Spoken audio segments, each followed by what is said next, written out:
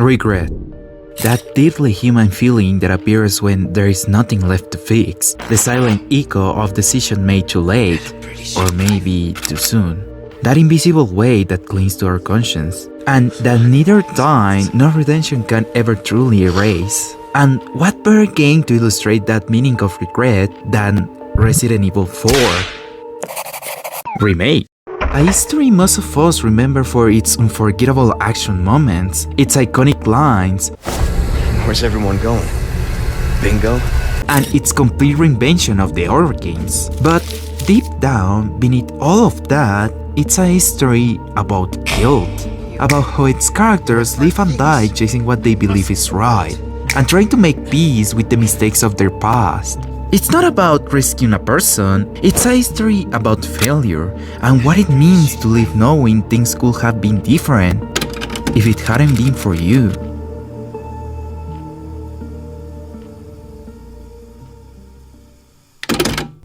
But still, this game isn't only about its philosophy. There are plenty of other aspects to talk about and enjoy.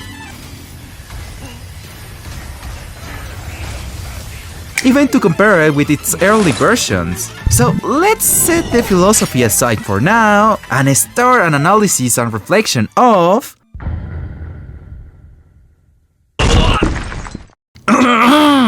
That's right, I'm not here to talk about the original Resident Evil 4, which of course was an amazing game for its time.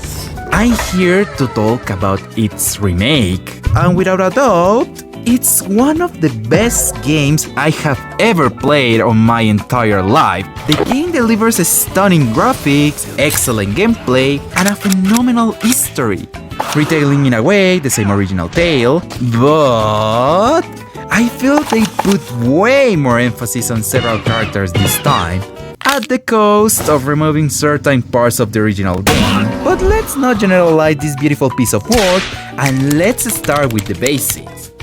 History. You know what's something most modern games have in common today? Most of them have worse and worse campaign, especially the ones focused on multiplayer modes. But in a way, Resident Evil 4 Remake brings the best of the both worlds, a history of older classic combined with a technology of modern era. And it's actually quite simple. Once we start the game, we play as the one and only handsome Leon S. Kennedy. The history continues right after the tragic events of Raccoon City in Resident Evil 2.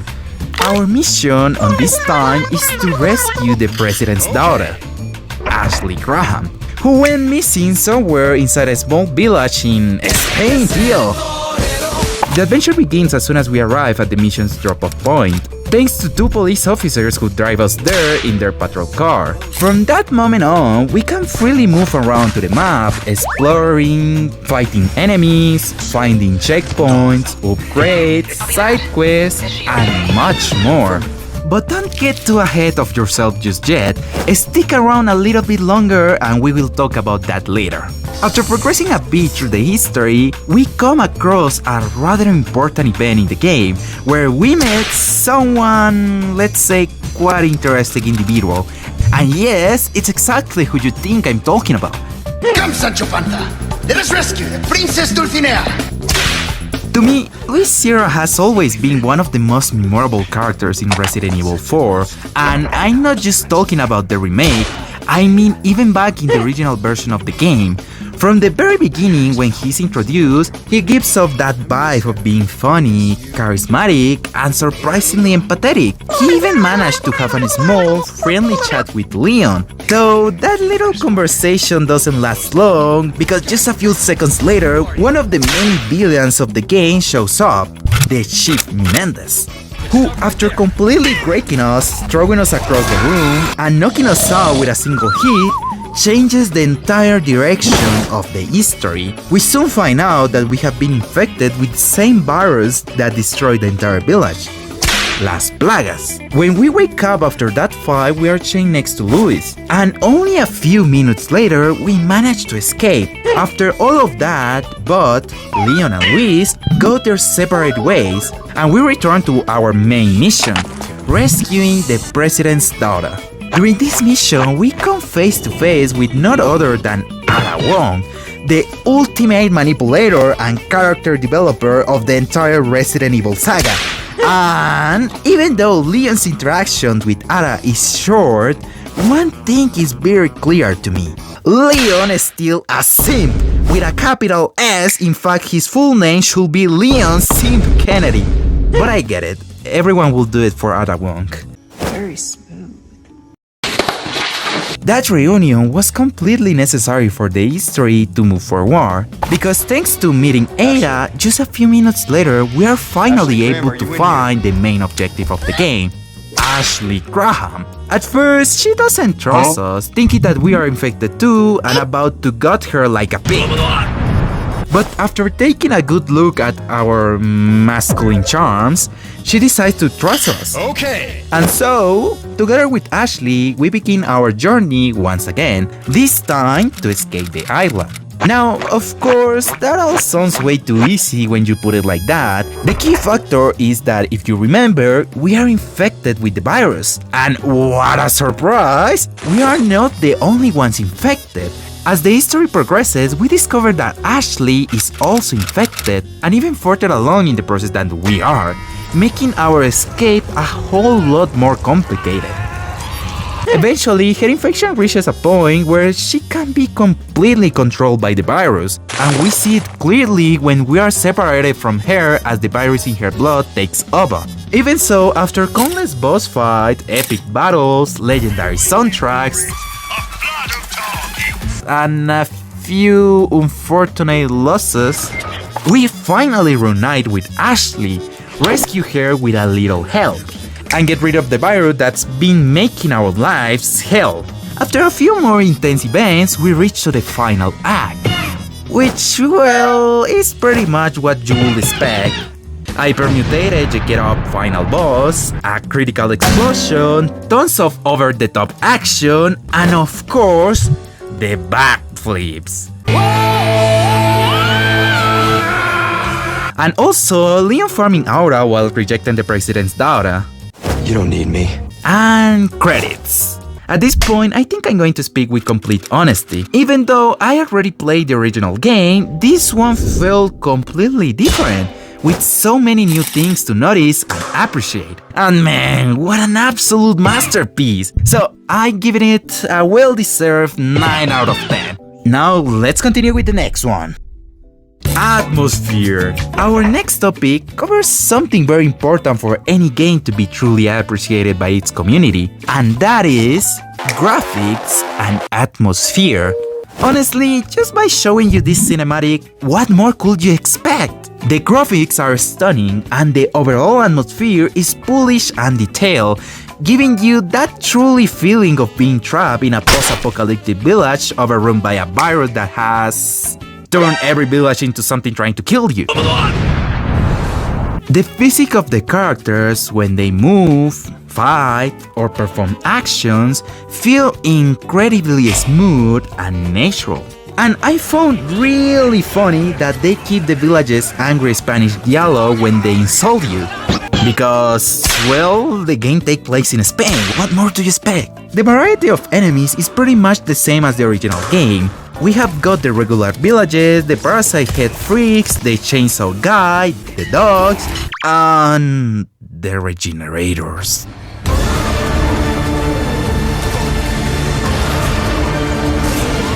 And even though they're practically the same enemies as before, I feel like in this remake, they were all pumped full of steroids, just to make them look more terrifying and giving you that classic Resident Evil style suspense all over again. Now, if we look at the smaller, more specific details, we can notice things like the lighting. The village itself feels incredibly realistic. You can see that damp soils, the moisture of the walls and houses, and that wet texture on random objects scattered around. And the castles, they feel so real that you can almost smell the gunpowder. I truly believe that Resident Evil 4 Remake reached that point of polishing the smallest details, the kind most games of S-style completely overlook.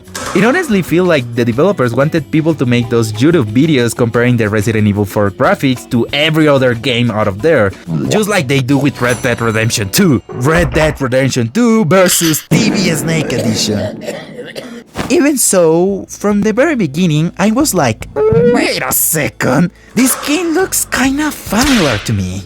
And if you also had that feeling that you have played games with a similar graphic style, it's because you are absolutely right, my friend. The developers built this remake using their famous RE engine, and don't get me wrong, nobody's complaining.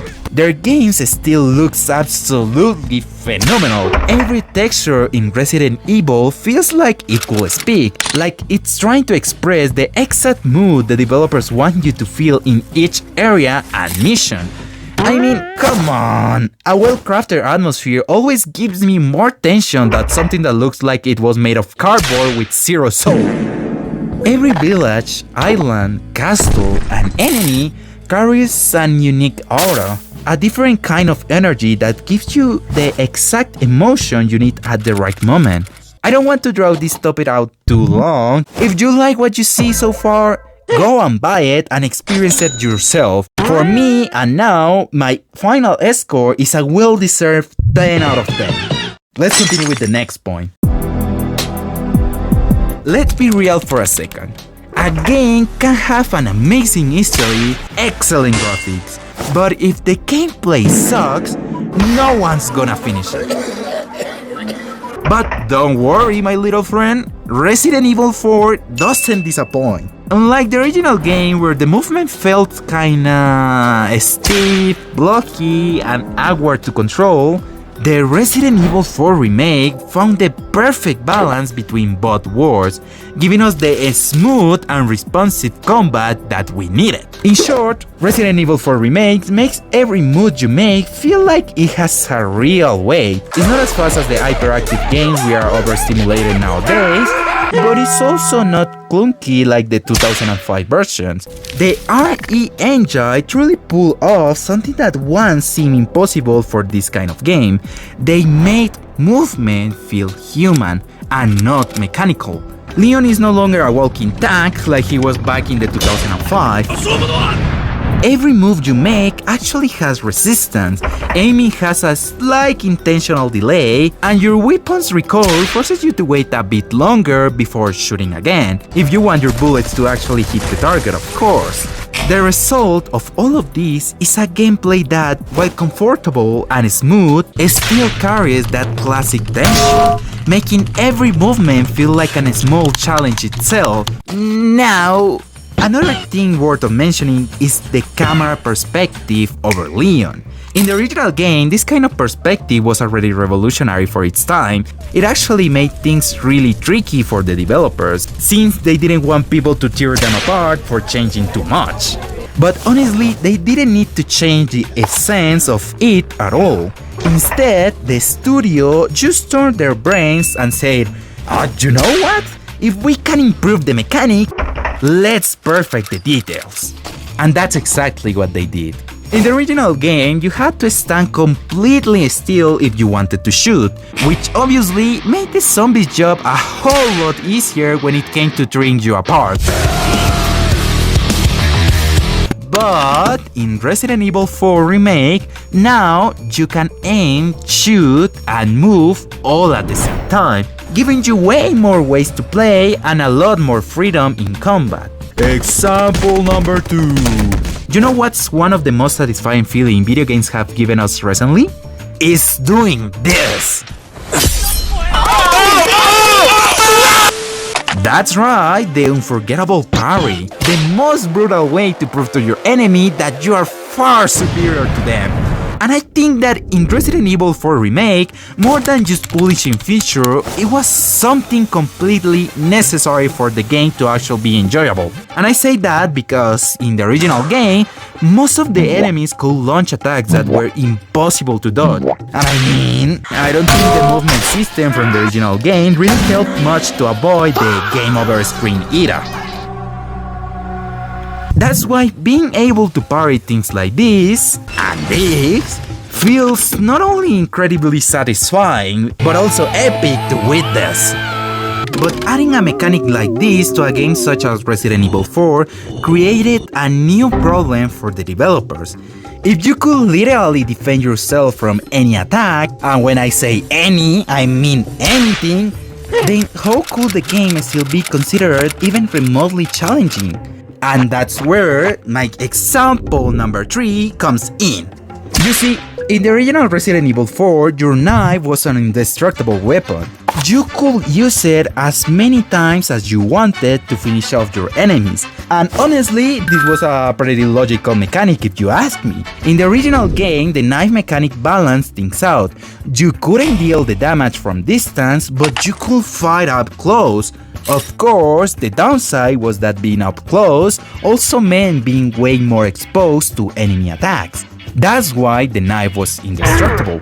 But now, in the Resident Evil 4 Remake, you can not only fight up close, but also you can parry almost every single attack. So the most logical thing to do was to give the knife a drawback. And that's why now it has a durability bar. Now, you might think once the knife breaks, you will never be able to use it again, and that you will have to finish the entire game without blocking or using your melee weapons anymore. But the parry mechanic wasn't one of the game's most beloved features for nothing. Because once you break or wear down your knife, you can always go to visit the merchant. And in case you don't know who that is, the legendary "What are you buying?" He basically works like another shop system in video games. It's the same buy and sell mechanic we have known since forever, even from the original game, but this time way more refined. Now you can repair and upgrade your knife's durability for future encounters. Now then, yes, there are tons of other examples of improved mechanics, like the new steel system, the redesigned interface, a smarter AI, and a bunch of other stuff. But I don't want to ever extend this part too much. The game is absolutely excellent with all these new mechanics implemented, turning the original Resident Evil 4 into nothing more than a snack compared to the masterpiece that the remake became. That's why my score for this section is a solid 10 out of 10.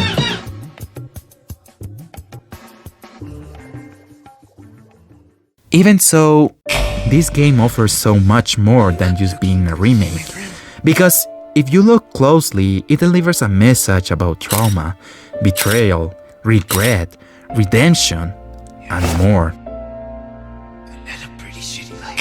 It's a world consumed by biological corruption, where every character isn't just fighting for survival, but also trying to find a reason to keep breathing in such a rotten world. Because I truly feel that one of the many messages this game conveys is that living with regret can be far more unbearable than dying with it. The history of Resident Evil is built upon an almost military ideal that you must fulfill your duty even if it hurts. And that's something we clearly see reflected in several characters through the entire game. But let's start with the most obvious one. Leon S. Kennedy. He's the clearest example of this, because besides being an irresistible pretty boy, where clearly the developers put extra effort into making it both women and men fall for him, I think they gave his history real continuity and at the same time a philosophical depth. Leon is no longer the optimistic young man we once knew in Raycon City. After everything that happened there, he became hardened, disciplined, responsible, strong, but broken inside. And in one way or another, he tries to hide it behind every joke or sarcastic comment he makes through the entire game. His sense of duty doesn't come from heroism, but from regret. He already failed once, he couldn't save his people, and he swore to never let that happen again. Every order he follows, every dangerous situation, every joke in the face of horror. Story of my life. It's a silent form of penance.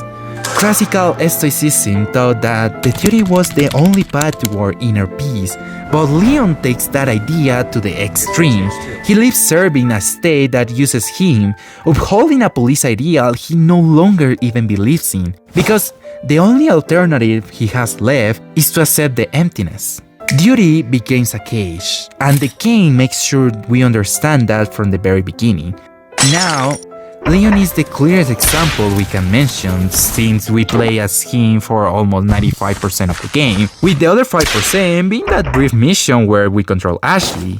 But there are other characters in this history that they are absolutely worth of mentioning, like Luis Sierra. Come, Sancho Panza! Let us rescue the Princess Dulcinea! You're gonna hurt yourself. Honestly, I really like Luis Sierra. He's a total flirt, the kind of guy who is always charming around women. He's got a very particular sense of humor, but of course, no one in this world is kind for no reason. And in Luis Sierra's case, that charm is just his way of showing redemption. See, unlike Leon, Luis is a scientist, and he represented the opposite philosophy. Luis's guilt wearing a smile, the scenes of knowledge made flesh, because he was one of the scientists involved in creating the very virus that infected the village and killed so many innocent people, including children. His search for redemption isn't some emotional ideology, he simply wants to believe he can still do one good thing before he dies. And he does that by helping us throughout the entire history, offering guidance and ultimately giving us the cure for the very virus he helped to create. Everything in this world comes with consequences, and for Luis, that consequence was simple: a cold death. But even so, he dies helping to clean up the very mess he created, and by doing that he proves that even in his final moments, he could still change, becoming a completely different person than the one he once was. And what's ironic is that the very person responsible for his death is the same character I want to talk about the next: Krauser. Krauser has never been a character who personally has managed to win my heart. I never really understood his back history with Leon or his real position within the Resident Evil world, especially regarding the US government. And to be fair, the game doesn't really try to make you care that much about him either. He's mostly portrayed as someone above you, simply because he's the same commander who once trained Leon. The game tries to make up for it with the small fragments and notes you can find inside Krauser's own cabin. And honestly, I don't blame the developers for not giving him as much depth as he deserved. They clearly did the best they could with the limited time they had left to finish the game. Still, even though his appearance in the history is relatively short, and he comes across as just another madman among the many in the village, his perspective is actually quite valid. As mentioned in the notes and logs we find earlier, the US government sent Krauser and his entire squad on a mission where it was clear from the start that most of his men would die, and simply for following his superiors' orders, he lost everything he had worked for. That pushed him over the edge. He got tired of being treated like a mere pawn on a chessboard. And so he shifted his view of the world into something, let's say, particularly twisted. If humans suffer because of their own choices, then true peace must come from eliminating freedom. His parasite religion is the perfect metaphor for blind obedience, a hive mind where no one thinks for themselves, where guilt and regret no longer exist, because no one is truly deciding anymore. And the game shows us this in the most brutal way possible. Faith without conscience is slavery, and power without doubt or morality, that's the real virus. Still, even though Leon had to feel sadly with a few bullets, stab wounds and epic backflips, in the end, Leon realizes that could have been easily been blinded by the same hatred. And Krauser, instead of continuing to live infected, he chooses to end all that pain for someone he once called a friend. That's why I think this history is something you might easily overlook if you don't stop to actually analyze it. Just enjoy it as another flashy boss fight. Except for Mendez. Mendez was a total idiot. The battles these characters face aren't just against the virus infecting the village, they are also against their own internal wars. Because in the end, the game leaves us with a message that's truly profound. At some point, we will all be Leon, carrying a past we can't seem to forget. We will be Louis, seeking redemption before the end of our lives, or even Krauser, trying to impose our own beliefs over the freedom of others. And those are all deeply human emotions. The unavoidable regret, the mistake of our past, and the hatred we sometimes carry. But the most beautiful part of all of this is that none of those things define who you are. What truly defines you is what you choose to do with all of those weight you carry. Because in this life, we have to keep walking, even when our path is full of guilt and remorse. Never let your past decide your future. After all, you are not living in a post-apocalyptic world, but you are living in a world that can be just as dark and just as cruel. We can't be perfect, but we can start by becoming better people and helping others to do the same.